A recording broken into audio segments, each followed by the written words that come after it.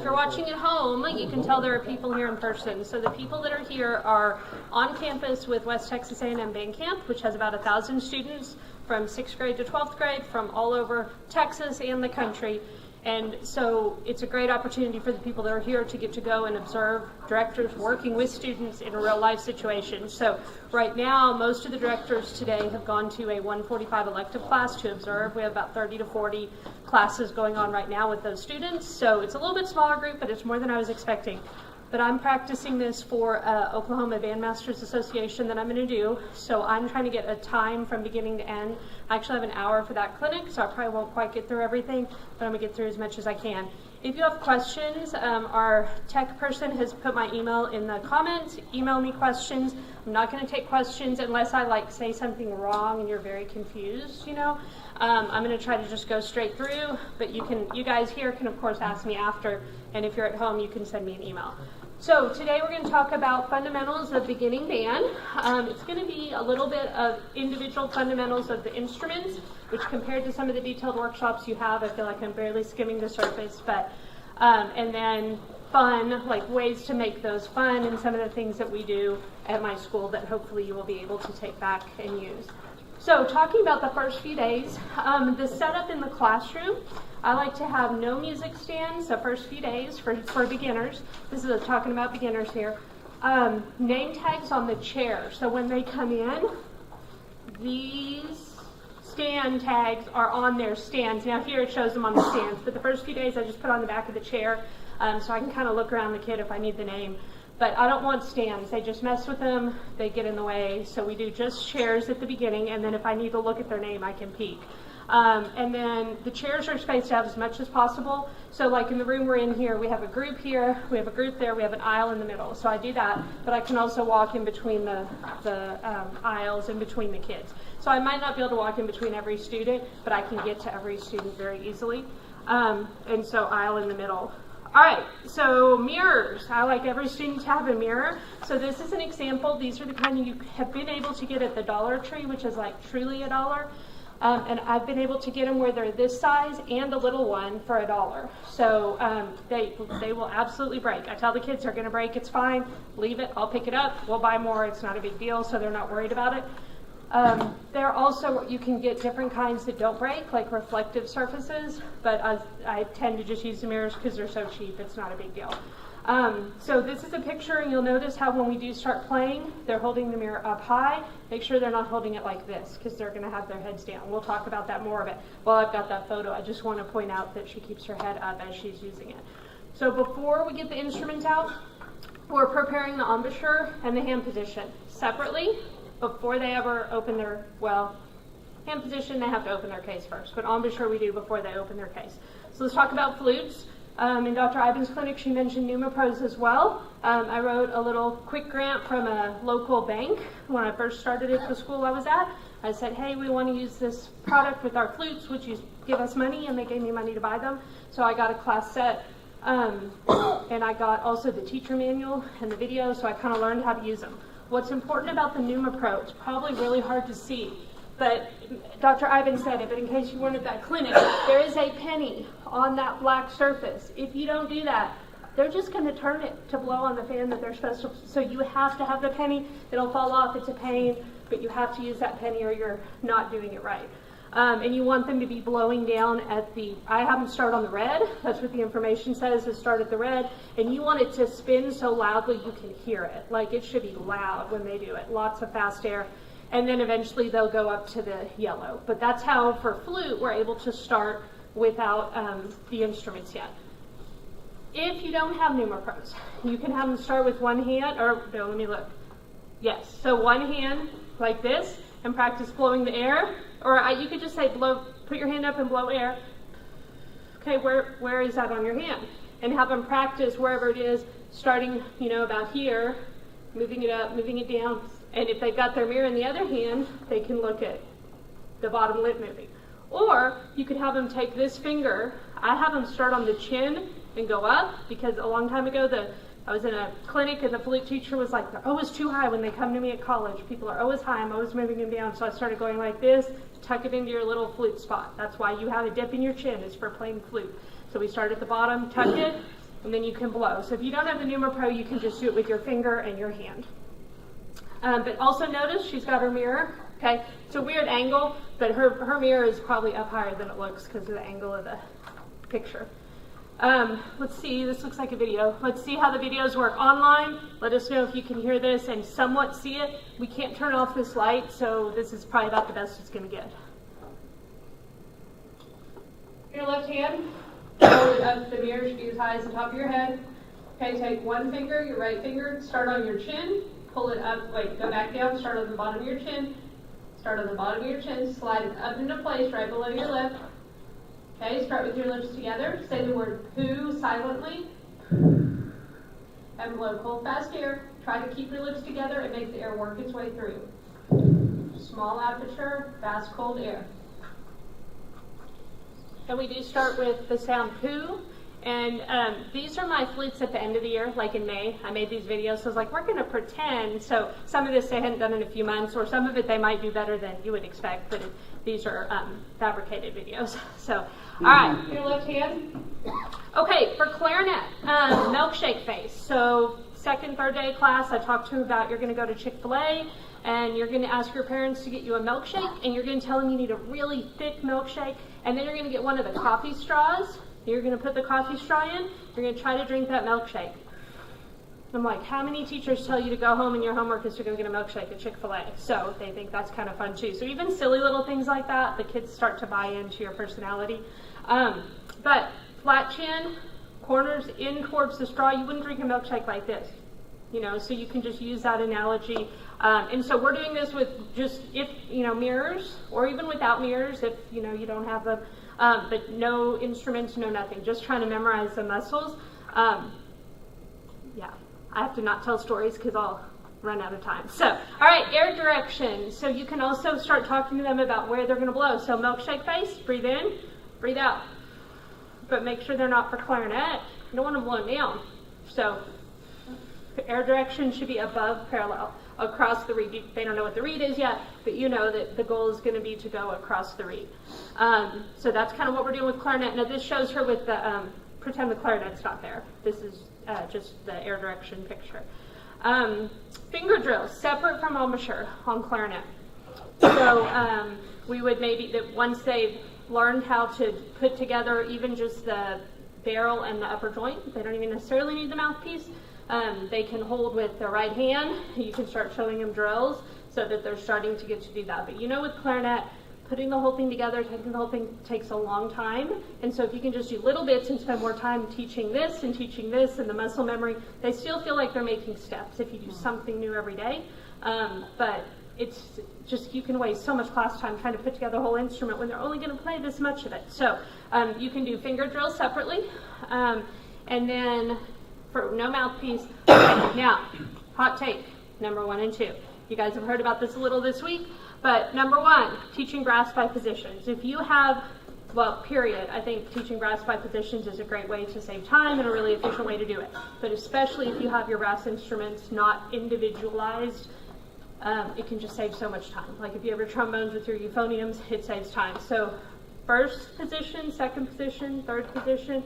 Alex, can we see this? 4th position, 5th position, 6th position, 7th position, right?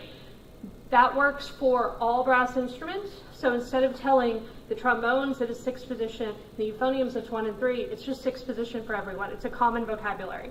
The second hot take is kick slide. I think you should, now of course, I teach starting in 6th grade. So if you're teaching 4th grade, I have not had that experience. You have to do with it what you think is best for your kids.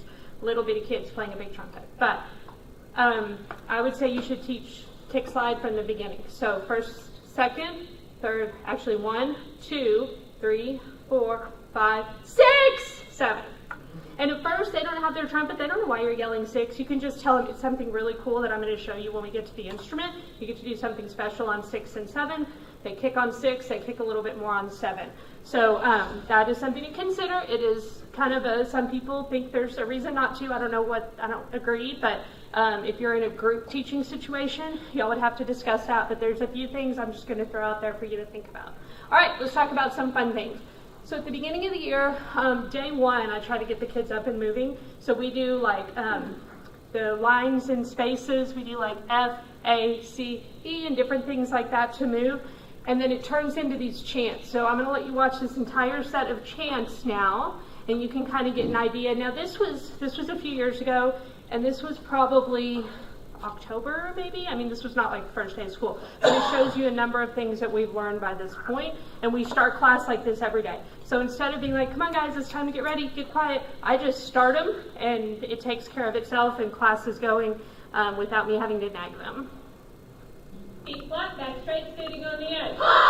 F-A-C-E. F-A-C-E. These are the spaces of the treble clef. E-D-B-D-F. E-D-B-D-F. These are the lines of the treble clef. A-C-E-G. A-C-E-G. These are the spaces of the mid-bass clef. G-B-D-F-A. G-B-D-F-A. These are the lines of the mid-bass clef. Level 1 and ready and go. A, B, C, D, E, F, G, A, G, F, E. And that's fun to watch because a number of those kids are at band camp here. They're going to be seniors, I think, next year. And so it's kind of fun to see them back in their baby world. So that was Master of the Alphabet at the end. We do that. Then later in the year, and then we go from that into counting after, each day. And then later, after they're kind of done with the Master of the Alphabet, then we move to the key chant. But we always kind of start with chants until, I don't know, February. I mean, we have different chants we're doing, at least December. And then we just go to starting straight with rhythm. All right, first sound. So minimal instrument assembly. The less instrument assembly you can use to do what you want to do, to me that's easier. Mainly talking about woodwinds. Or maybe only talking about woodwinds. Only assemble is needed. So for flute, that's just the head joint. For clarinet, that's mouthpiece and barrel. Saxophone, mouthpiece and neck. Or mouthpiece only if it's brass, which we'll talk about more here in a minute. And then the other hand is holding the mirror. So if you have your kids put together their whole instrument at the very beginning, it's so much to think about. They're probably just going to get bad habits. And they can't hold the mirror. Yes, they can put it on their stand, but it's nice at first if they can hold it also. So I like them to have that. All right, cases stay on the ground. You can see we have a concrete floor. I used to be on a carpeted floor. If kids drop their mouthpiece, I don't remember one ever breaking. Now at least 80% of the time it'll break, and it'll like break.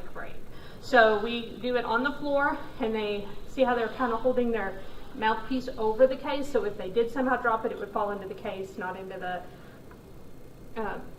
not onto the floor. And then over time, I never tell them they can put it on their lap. Over time, they just start doing it once they're real comfortable with it. But as long as I can, I keep them on the floor. Definitely till we're assembling the whole thing a lot. All right, so talking about first sounds, embouchures, I'm going to try to give you like 30 seconds of information. It will take you 30 years for embouchure on every instrument. Obviously, you're always trying to get better on that. So I'm just going to go quickly through the basics of what I say. So no stands are needed for a lot of these. You'll see that up there. So they've got their head joint covered with the flesh of their hand. Make sure they're not like going like this where there's air still leaking out. Flesh of their hand. And then mirror. So I do need a flute for this, don't I? I was going to try to do it without, but so they cover it, and then this hand. Yeah, can you grab it, Lauren? I've got one right there.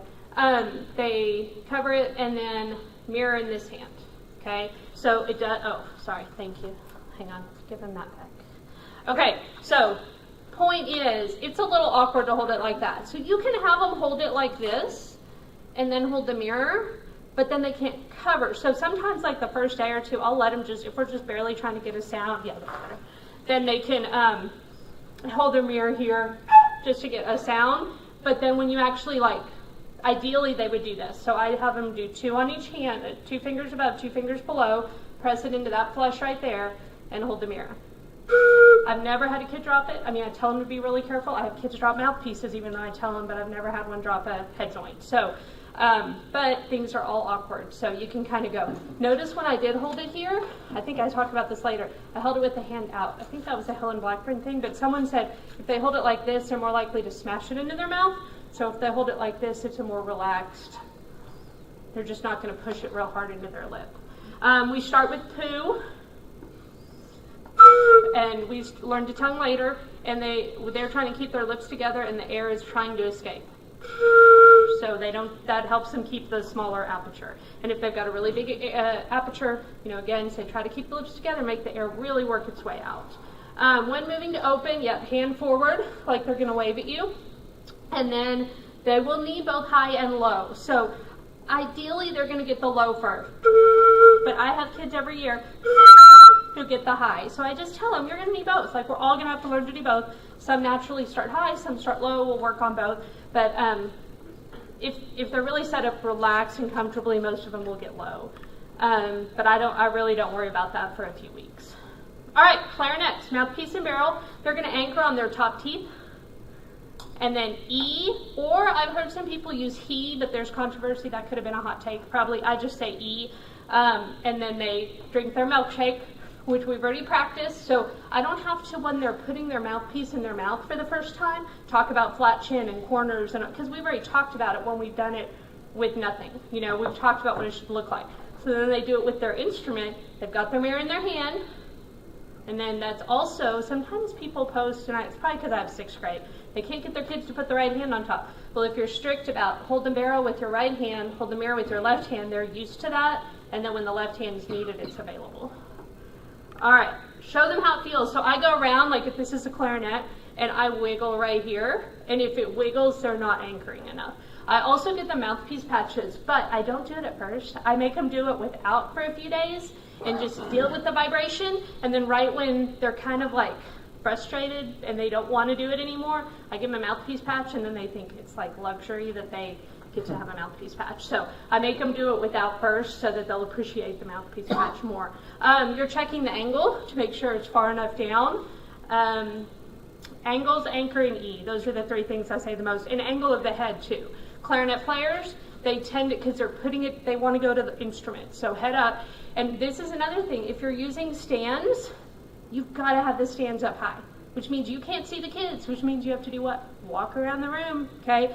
If you're not using stands, which at this point, because we're doing counting and stuff, we might be, but if you don't have to, I would say still don't use stands, because then there's nothing for them to try to look at, But if you are using stands for some reason, I don't know why you would at this point, but the stands need to be high. All right, brass, hot take number 3, to buzz or not to buzz. This is what we just talked about in the trumpet clinic. More and more when I go to brass clinics, people are leaning towards the not buzzing. The last couple years that I was at Nimitz, we stopped doing buzzing at the beginning. We went air to play, like on the instrument. Later we would go back and do some buzzing, like later in the year. But that I just am mentioning, so whether you're going to do buzzing with the instrument or just buzzing with the mouthpiece or playing with the instrument, you can still kind of modify these things. Luckily, they don't have a whole lot to put together, so it's not as big of a deal to just put it in. So no stands needed. Now again, I did this in May, and we'd already kind of packed up the band hall, so I took these kids in a practice room, so it's not exactly like it would be. But I like to have them start with the shank of the mouthpiece in between their teeth, so that they understand their teeth are supposed to be apart. And then they turn the mouthpiece around, and they keep their teeth apart while they're doing the air to buzz. I'm trying to see which of these are videos. I think I have a video. Yeah, let's see what this is. Ready, go, breathe in, 2, 3, through your mouth, breathe out, through the mouthpiece again. Breathe in, 2, 3, 4, breathe out, 2, 3, 4, breathe. And these kids, I actually don't teach the brass class, so they don't do this, and I just taught them this in like 10 seconds. I was like, turn the mouthpiece around. They're like, really? Yes. Put it between your teeth. So it was very quick for them to get the hang of it. But I did check that's what this picture is about. I checked to make sure it's actually in between their teeth, not in between their lips with their teeth closed. So that is a way to start brass and kind of get them doing what you want before you have the instrument together. Let me see what this is. So we're doing air only. Breathe in for 4, blow air for 4. Ready, go. Breathe in, 2, teeth apart, and blow. 1, 2, no sound, and go. Breathe in, 2, 3, 4, blow, no sound, and now air to buzz. Breathe in, 2, 3, 4, air for 2, 2, and buzz for 2. Breathe, 2, 3, 4, air for 2, then buzz for 2. Pretty good. Okay, never done that before. For 4 buzzer because before. that's Ready? not how we start them at my school now, because I don't start the brass. So it was very quick to show them that. They catch on really quickly. I was going to say, so the way that they're holding it, again, I did this in, just a few minutes, but I like them to do one finger only on the end of the shank of the mouthpiece so that they're not jamming it in. They kept wanting to, even in this short time, do that. Or I've heard people doing it like with another finger, so there's not much strength to jam it in, so you could do that. But you don't want them just grabbing hold of the whole shank of the mouthpiece. All right. For brass, if you're going to, so if you decide you don't want to do buzzing, you can do that whole thing with the instrument put together. You could do the whole thing with the little doodad that we saw in the last clinic. We'll talk about that more in a minute, but you can also do it with just mouthpiece. But either way, you can do the air to buzz kind of idea. So siren, if you're going to do sirens in this time too, I'd recommend you do down first because you're trying to not create tension. So if you go up, they might do it wrong. But if you're going down, they're just relaxing, so that might be a good way to start siren. All right, so at this point, fun things. First of all, everything's fun. Okay, I'm out of order. Anyways, easy things. Call things a game. Like you saw in Mr. Warcella's clinic, he's like, okay, we're going to play a game. Now, I don't know that 7th and 8th graders will fall for that because it's like concert F's not really a game anymore, but 6th graders will fall for that. If you say we're going to play a game, no matter what you do after that, they think it's a game. Buddies or pair share, so especially maybe not when they start playing their instrument and they're barely holding it and not breaking it, you kind of want them to stay, but if they've got a mirror and they've got their clarinet face or their flute face, okay, turn to your neighbor. One of you is going to show the other one what you did. Mirror here. Okay, give them feedback. Turn. Just give them just a second in class to talk. And we have really long classes at my school, really long, so we change things up a lot and we're able to take the time to do that. You can reseat them. I give them an assigned seat when they come in the first day. The name tags are out. That's where they sit. And then if I realize certain kids don't need to sit together or I just want them to meet some new kids, then they come in 2 weeks later and their name tags are in a different place and that's their new place. And then they get to meet new people and it's like it's a change to class. Going down the row, but super low stress. Super low stress. So like the first time we go down the row on flute, I play the whole time. And they play with me. And that way if they mess up, who cares? I still play. It's just very, very, not a big deal, just real relaxed. And if they don't get a sound, you want to try it again? If not, that's fine. We'll try it tomorrow, whatever, just not a big thing. And then stand up. You can have them stand up and do the same thing. It's like, oh, the room looks different now. I'm standing up. Turn around. We have a metronome in the back of the room. So I'll say, turn around, play that for Mr. Metronome. The first day of school, they meet Mr. Metronome. Tell them they're going to meet this new friend that'll be their friend for life, and then I introduce them to the metronome. So you can do just silly things like that, and they'll go for it. And if you teach younger than 6th grade, they'll probably go for it even more.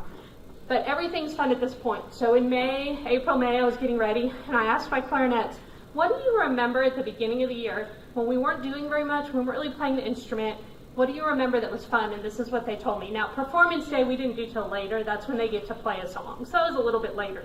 Learning the concert songs, we start that in October, some little like hot cross buns, those kinds of things. Baby clarinet, which is, we'll talk about, playing half your instrument. They thought that was really fun because it's a whole lot more fun than mouthpiece and barrel is, so that's exciting. The orange pages, which are like simple songs like Claire de Lune, Twinkle Twinkle, so anything where they got to start playing songs. Hand staff. E, G, B, D, F. They thought that was fun. And then the rhythm grid, which I'm sure by the end of the year they did not. But I guess at the beginning they did. And then this is another one. So achievement is fun at this point. Getting a sound is fun. When you've been trying for a week to get a sound and you're not, and then all of a sudden you get it and everyone's super excited, that's fun. So you have to be excited for that to work. But also on clarinet, we'll talk about waterfall and lower waterfall. Lower waterfall is when they play to the bottom of the clarinet. And this little kid, Caleb, his thing that he said he remembered was fun was lower waterfall. He was the second to last kid in the class to get it. You'd think he would have like traumatic remembrances of that, right? No, he thought it was fun because at the end he got it and he was so proud of himself. So it's a lot of this at this point, making things fun is how you handle it and approach it. Can't remember if I put pictures in, but like when the kids do get all the way down, we all get in a circle and we take a picture of our clarinets and we post it on Facebook that everyone earned their bell. with the flute, when we pull the plugs, we take a picture and we post it on Facebook. It's like we celebrate little things like that. So, all right, baby instruments. So the first part is just getting a sound on like mouthpiece and barrel or mouthpiece only or whatever. Now we're talking about putting some of the instrument together. So for a flute, you can do hot cross buns on head joint. It's terribly out of tune. But they think it's awesome because it's their first song. This is the hot end cross of the year. buns. The flute's So. on the head joint and the oboes are playing B-A-G. It's going to sound terrible together, but that's okay. Ready and go.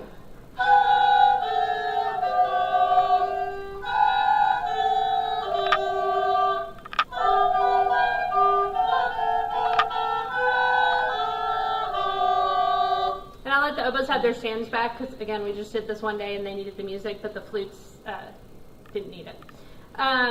And we'll talk more about real first songs for flute in a minute, but that's like their very first, don't even need to know anything about reading music to play that one. Waterfall. I'm not sure why I have the warm-up here, so we'll come back to, I'm just showing you this is a measure out of the warm-up, but they have not seen any written music when they're playing yet. They've seen rhythm separately, they've done note names separately, but when they're playing, all they're thinking about is their instrument. So it's just by rote, G, F, E, D, C, and they're just doing the top half of the instrument. Can you wave? Yep. Sorry. But I can definitely talk to you after. But top half of the instrument, G, F, E, D, C, is waterfall. And then once I'll come back. Yeah, let me do the hot take. Okay, so hot take, clarinet C sounding like C sharp. So if you don't have the bottom half of the instrument on, it's going to sound like C sharp. I don't know about you, but my beginners don't sound great at that time of the year anyways. It doesn't bother me to have a C sharp on my clarinets against a saxophone G or whatever it is. It just doesn't. I mean, they're beginners. They're only playing on half the horn anyways. I'm way more concerned about the physical memory of what they're doing. And some people are like, oh, you're teaching them to hear it. I mean, they just don't sound great anyways. And there's usually one or two that are so out of tune, they haven't fixed it yet. So it doesn't bother me. I get that some people it bothers you. If you have a full band and you're going to be playing those notes for months, then yeah, it's probably going to get old. The alternate option for that, if it drives you crazy, go ahead and let them put the bottom joint on or even the bottom joint and bell, but have them still hold it up here and play, and it won't sound weird. The difference is there's more weight to the clarinet, and so they're more likely to pull their head down. It's more weight. So I like to keep it as simple as possible. Brass. Okay, I have a couple in here that are like untested because again, I don't teach the brass at my school, so I'm not able to experiment. But I found this, and it's a way to add piping to the mouthpiece. But then in the clinic that Mr. Lowe did, I thought that was way easier. So I'm going to try to get the link, and I'm going to try to update this with that because that seems a lot simpler to me. But you can add tubing to the mouthpiece to make it feel more like a real one. I guess I'm saying because, okay, so the reason that slide's there, so on clarinet, your baby instrument's the upper joint. On flute, your baby instrument is this. On brass, the only way to make a baby instrument is to add something to it, I guess, if you're not wanting to worry about hand position yet. All right. Oh, and then this also is I just had a kid, like one morning, I was like, if you were going to hold your trumpet without having to think about hand position, how would you hold it? And he showed me this. That could be, if you're just wanting them to get air to buzz and you don't want to have to teach them anything about how to hold it, they came up with a way. So I'm just saying, consider that. I don't know if I would do that or not, but because brass, it seems a little easier, but then they still get bad habits if you're not careful. So. And then a trombone kid. This is a little bitty tiny kid too. And he was comfortable holding it like that. And there was no way he was going to get a bad habit because it's so wrong that we'd be completely resetting anyways. All right, articulation. Back to the mini instrument. So we're still on the mini instrument with mirrors. If we've gone on, which during this, I'm trying to go through this part methodically, but if we're just playing on the flute on here, we're also still probably doing finger drills separately and kind of working ahead. But when we start tonguing, we're going to go back to just simple so that we can have the mirrors and focus just on tonguing. I tell them to make it like a picture, not a video, especially like clarinet, saxophone, and brass, because, flute, it shouldn't move anyways, but tell them to make it look. Do y'all remember the mannequin challenge, 5 years ago, and people would freeze and they'd take a video that looked like a picture? They were being mannequins. That's what I tell them. If I videotape you when you're tonguing, it should look like a picture because nothing's moving. I like to get to fast tonguing sooner rather than later, because if they're doing it wrong or if they're breathing instead, when you start going fast, they can't hide it, and they realize quicker that they're doing it wrong. They don't get in such a habit. That's something newer the last 10 years or so that I've been doing. I randomly direct tonguing. So I'll be like, okay, play a clarinet, play a G, tongue when I put my fingers together. And I do it out of rhythm, because otherwise they prep and they stop the air when they are about to tongue. So if they don't know what I'm going to do, especially if you have a kid who's stopping the air, you can be like, just keep playing, don't stop. And then they'll do it real quick and they won't have time to stop the air. And then go down the row a lot. You can see a wrong note, you can see a wrong embouchure, you can see bad posture or bad foot tap. You can't see bad tonguing. You have to hear it individually down the row. So with tonguing specifically, go down the row. All right, articulation fun. Baby shark. Have y'all discovered this? Baby da da da da da da da. So if you want to give them a song that encourages them to tongue quickly, Baby Shark, you can figure out an easy key for any instrument. And then a little bit later, another one, Bites the Dust. It has a couple more notes, but it's good for articulation, tonguing fun. All right, hand position. Flute, hot take. We talked about this at length in our in a clinic we did here.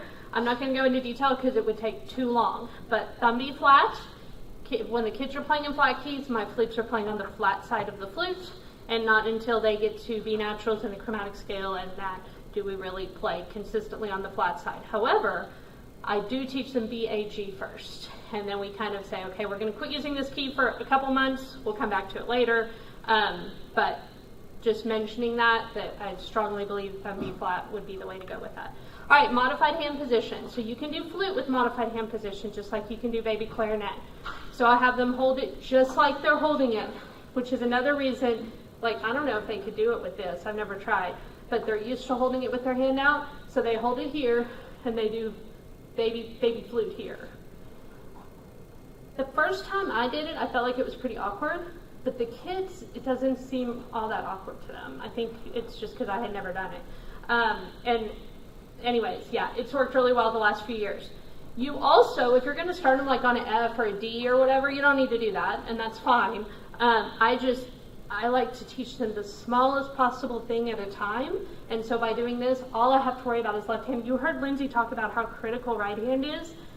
I can't teach left and right. I'm just not a good enough teacher to like teach left hand and right hand all at once, plus getting a sound and all that. They also, this feels much more like what they're used to, because they're used to holding this. They can keep it in place. They seem to get a sound better than if they're all of a sudden way over here and all that kind of stuff. So for me, it works. We tape with painter's tape the shelf. Can you grab me the rest of the flute? The shelf, where I call it the shelf where this is going to go, and then we tape where the thumb is going to go. And I do try, like Lindsay said, to put it kind of farther back on the flute, not too far forward on the flute. And then eventually that comes off. It doesn't damage the flute. There are years where we've done nail polish. I didn't do it this last week. We did it. But so on mine, shelf right here, and that helps with that hand position. Thumb right here helps with that hand position. But at this time, they're holding it like this. But I go and tape them both at once while I'm doing it. Oh, angles of the flute. Again, we talked about that. I think this is a video, though. Let me show you this one. Yeah, I'll just do it. All right, flutes. Hold your flutes up like you're going to play. Now, put your elbows on your knees to check that you're far enough forward. And then when you come back up, go and come back up. If you have to do something weird, like Grayson stands going to need to go towards Grayson a little bit because it's in Sabina's way. Yeah, there you go. Okay, go back to your knees. Go back to playing position. So you can see when we do this at the beginning of the year, I do make them be 45 degrees. Like Lindsay was saying, one knee over or one knee forward. Some of them still tend to sit that way, but I am noticing more of them are sitting forward than I'd like. But when she said you always go in front, like I agree, but we stagger the chairs dramatically, but I think I would change that, now that she said that. I think I would make them get used to going in front and stagger differently so they get in that habit, because then when they get in full band, they're used to it. And it bothers me, I feel like in real life more of them sit on the side. So anyways, you can go back and watch Dr. Ivan's clinic for more information on that. Cold turkey. Okay, So flute. Hold your flutes up like you're gonna play. Now. Now, Oh, okay. This is a Facebook picture. This student just graduated. She was a drum major. But this was when we pulled all their plugs. So they start with plugs, and then you can do two things. At Nimitz, they pulled them all at Thanksgiving. Went cold turkey, get it? And what we do is we do kind of a kinder, gentler. We pull one at a time for about one a week, and then they're all gone by Thanksgiving.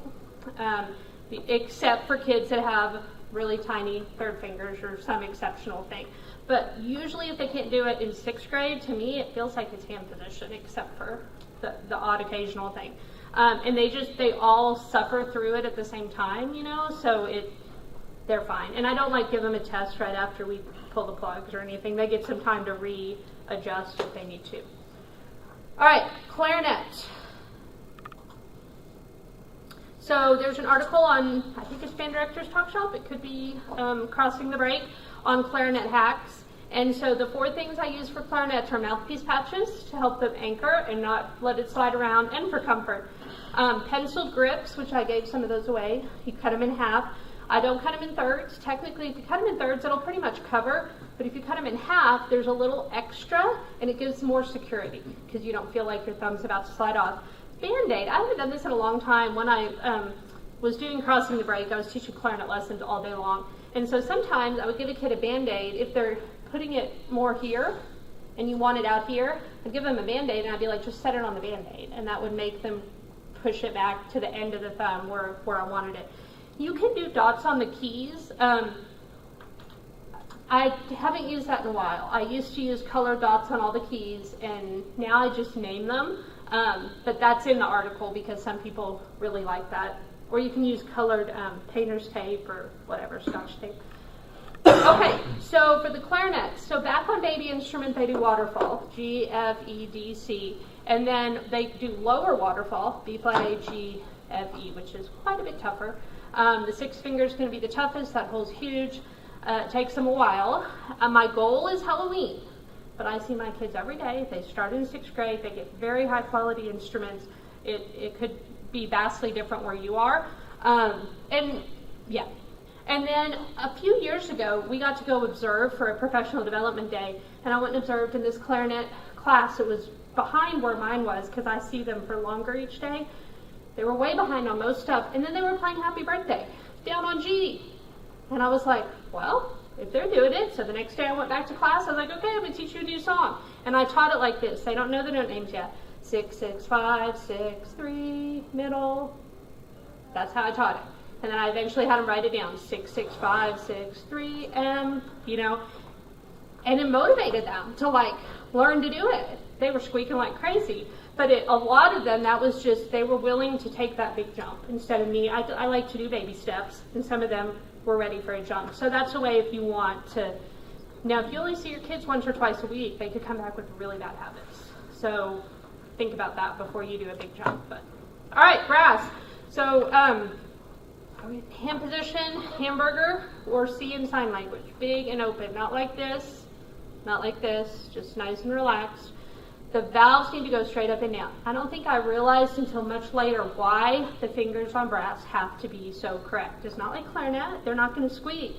But recently, when kids' valves started getting out of whack, the teacher that I teach with now is like, yeah, it's because of their hand position. I was like, oh. So, you can tell. It's kind of like if you don't brush your teeth, you might not notice the first day, but when you go to the dentist, it's going to be a problem. So, they need to be doing it correctly all the time. The horns can hold the bell if they're too little to put their hand in correctly. Who cares at the beginning anyway? So they can hold the bell. They may need to put their foot out so that it's at the right angle. I've seen that recently. And then instrument maintenance with a question mark. So the lady I teach with is so awesome at chaos. She can handle chaos. She teaches her brass kids, before they're allowed to take their instrument home, to fully take it apart and fully put it back together. And it works for her. It works. It's especially on COVID. She did it while they were at home, and they had to have a parent there with them to help. And it would stress me out completely, but it works for us. And what's great is when their instruments have trouble, I'm like, okay, well, let me know if you can't get it, and they can usually get it way better than I can. I would send it to the shop, but they can fix it, and they know if something's, it's great. So if you wanted to do that, like this time, because the woodwinds take longer to get going, they've got more fingers and all that, that would be something, she does that with her brass classes while I'm still trying to get the clarinets to put their instrument together. So just throwing that out there, it depends on your level of chaos tolerance.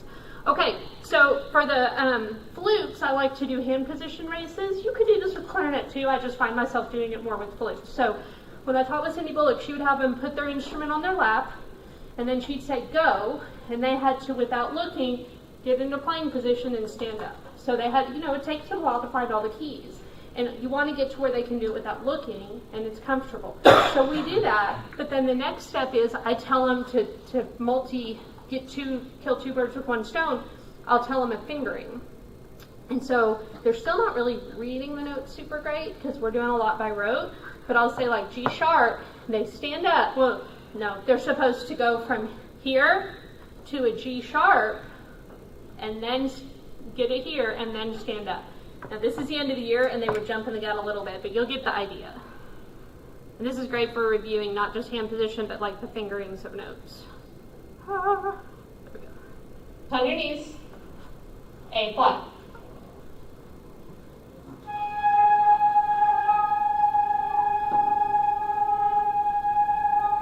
Okay, good. Have a seat. Now let's pretend we're a little bit farther along in the year. And this time I'm going to tell you I want you to finger this note and I want you to play this octave. Okay? So ready? Low octave, F. Go.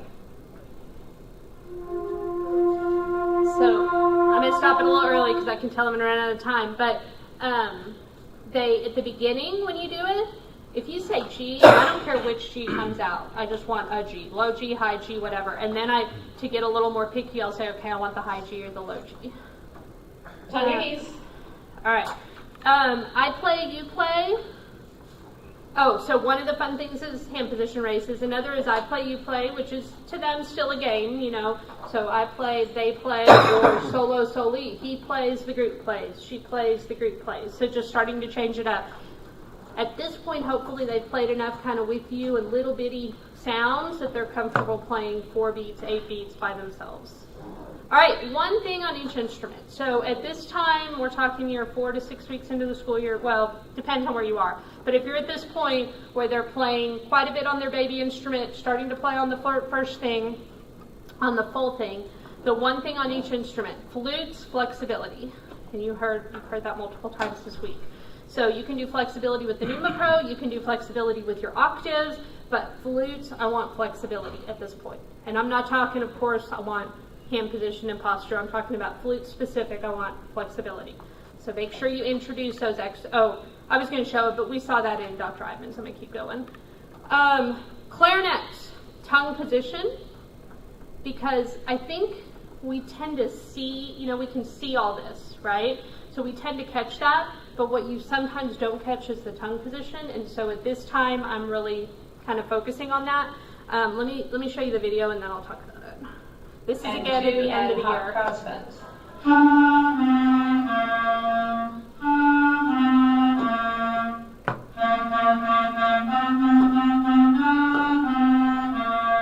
add the register key and play hot crossbends up high. 2 and ready, go.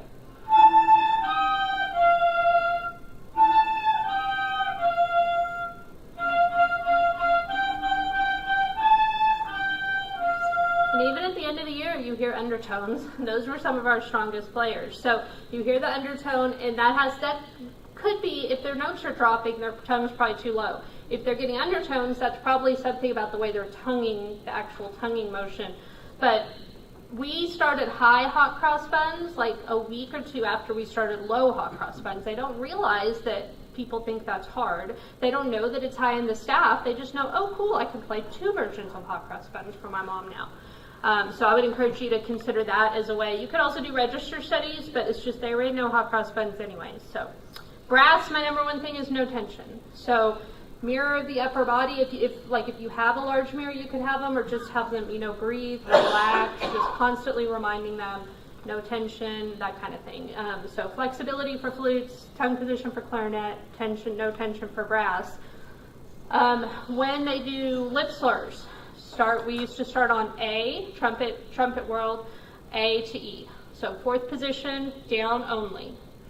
Third position, down only. So they're building up. Second position, down only, not back up yet. And then we would add the back up later, because again, we're trying to not get tension. And then as they're ready and they've learned the positions, you can go down as well, fifth, sixth, and seventh. And again, see how easy that is? I don't have to explain. These instruments do this position and these do slides. It's just everybody's fourth position. They can all play all kinds of lip slurs just based on the simple positions. All right, first song. So our first concert, we actually play a lot of songs because again, I see them every day for long times, but some of the ones you could teach them whether you perform them or not. Hot Cross Buns, Let's Go Band. If you're going to do Let's Go Band, I recommend you do the correct chromatic fingerings.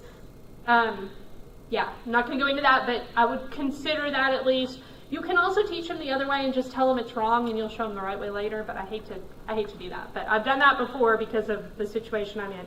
We Will Rock You is great. 4 notes, Lean on Me. I do that one first with clarinet because I don't want them tonguing yet. So my kids learn Lean on Me before they learn Hot Cross Buns, the clarinets and saxophones.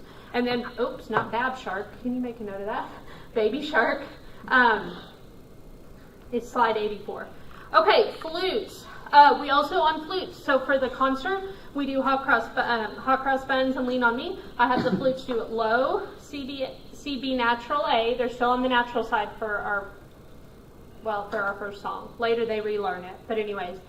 And then they do high. So the kids that are getting low, that's great. They're working also to get high. The kids that are naturally getting high are working to get low. By the end of the first concert, they usually can get both octaves, which is a pretty extreme range for that early in the year. And then oboes, saxophone, bassoon, we always stay low. I'm not gonna do that because of time. Let me go back and look.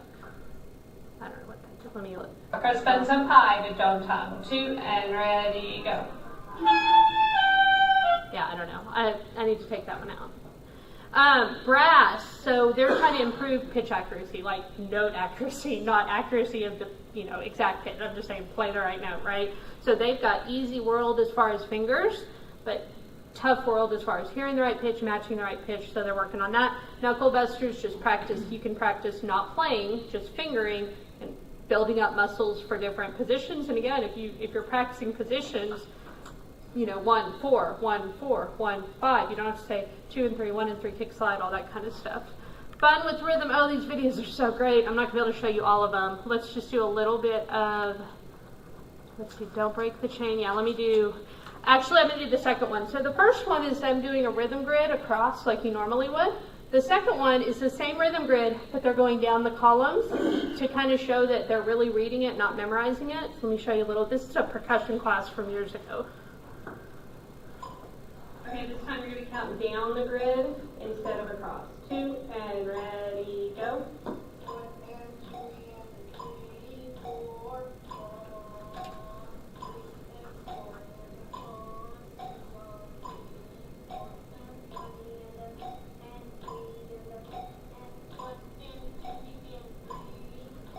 So, sorry, they probably are counting louder than it sounds. I don't remember them being wimpy like that. I think it's the volume. Human rhythm. This is something we do super early on. Second week of school. We've learned quarter notes and eighth notes, and I have them get up. So these two are an eighth note pair. This is a quarter note rest, like a Z kind of. And then a quarter note, and then 2 eighth notes, and then the class counts it. So getting them up and getting them moving. This is the advanced version. 1, ta-ta, 2, ta-ta, 3, ta-4. Pool noodles.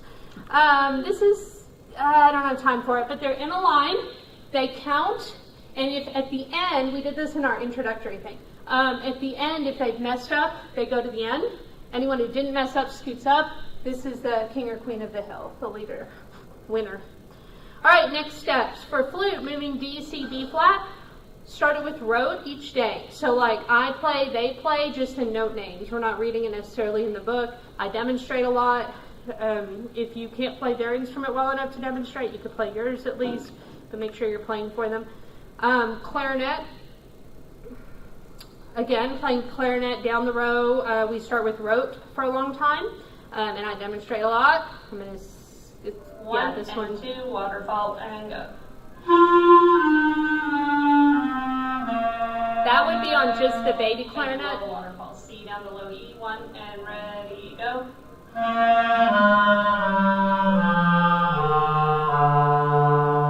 take a breath, play low E. Ready, low E. Stop. Again, ready, go. So my goal is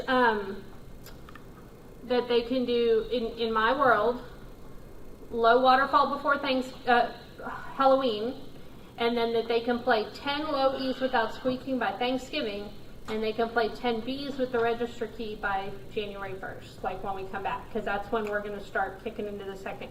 But again, I see them a lot more, so yours might take twice as long, but that kind of progression and making them start on that low note. Register studies, we've talked about it a lot. They need to be doing register studies every day, and we start early. Okay, the hot cross buns is kind of like little register studies also. I start on C first though. So you see, like, we're working on going all the way down, but then I'm also working on, it's easier for them to do it when they're not all the way down. So they're working on all the way down, but for the kids that can't get that, they can still work on register studies, just in this range instead of with the pinkies. Brass are working on muscle development and strengthening, while woodwinds are working on fingers. So brass are developing lips, woodwinds are developing fingers. Okay, so for warm-ups, I like how people are starting to not call them warm-ups, more like fundamentals, things like that, because to me, for woodwinds especially, like, we're really not warming up. These are the things we need to play every day. Sound before sight. So these are the warm-ups that I get them into probably, I don't know, around October, but they've been playing this for a long time. Like when we do the clarinet warm-up, we play that at the beginning of class. They're not looking at it. We're just play a whole note. They play 2 half notes, 4 quarter notes, 8 notes, whole note, go. And then there's their waterfall, which they've played like 1,000 times by the time I give it to them. Then here's a rolling exercise that I've taught them ahead of time, because all the books go from G to A, which drives me crazy. And so then they get in a bad habit. So we go E to A before they ever see a G to A. And they practice that. We've been working our way down on the lower waterfall. And we've been doing register studies. So before they ever get this paper, they can play at least the first 5 lines. Now, when we get to the chromatic, that they learn by reading. That I want them reading. But all that other stuff that's more rote, I'm teaching it by rote. All right, we're going to get to, I don't start with clarinet writing it down. I teach it when we get to warm-up 2. And then I'm like, you must use it now, because there's a reason for it. Okay, and then reading music, this I purposely put at the end because it's not as, everybody can teach them to read music. We do spend a lot of time on theory, like we really do. So our kids reading music is an easy part because we see them a lot. If you don't see them as much, then you would need to spend more time on it. Once they start reading, they can't look at mirrors. Their stands have to be up high, so it makes it harder to communicate. There's more to focus on. So I try to do some stuff by rote as I'm teaching them to read separately. They should be able to read much harder. Slide 115. They should be able to read much harder music than they play by rote. Like my kids can name the full clarinet range way before they can play the full clarinet range, right? Train the muscles, train the brain. I'm not sure. I'm just trying to get through this so we can go on. Okay, a few fun things. Y'all come in and those of you that have been here, if you need to take a quick break, you can. We did a fun thing called Beat the Band Director. We actually did Beat the Band Assistant, but you would probably do Beat the Band Band Director. They play a scale, I play a scale. If they want enough, they got donuts. Random ideas, we used to do brass war, woodwind war. So like my class would compete against Cindy Bullock's class, and then they'd have a winner for the week. Marco Polo. We had a student that came up with this, but it was like they would play, and then I don't even remember. It was like the kid came up with the game and they played it. So the point is, like, you can just do silly, fun things with them that are still helpful in playing. Play your face off Friday. Marathon days was when we'd get behind in the book. We'd have a day where we're like, let's see how many lines we can get through today, go. And we would just play in the book. From the kids, apparently playing in the dark is really fun. Like, we did some stuff where towards the end of the year, I would have them practice a couple measures till they kind of had it memorized. And then we would turn the lights off, and they thought it was fantastic. It was silly. And then this girl came up and was like, can I push the easy button? I was like, man, I could use that as a prize. When you do something real well, come push the easy button. Just silly stuff like that.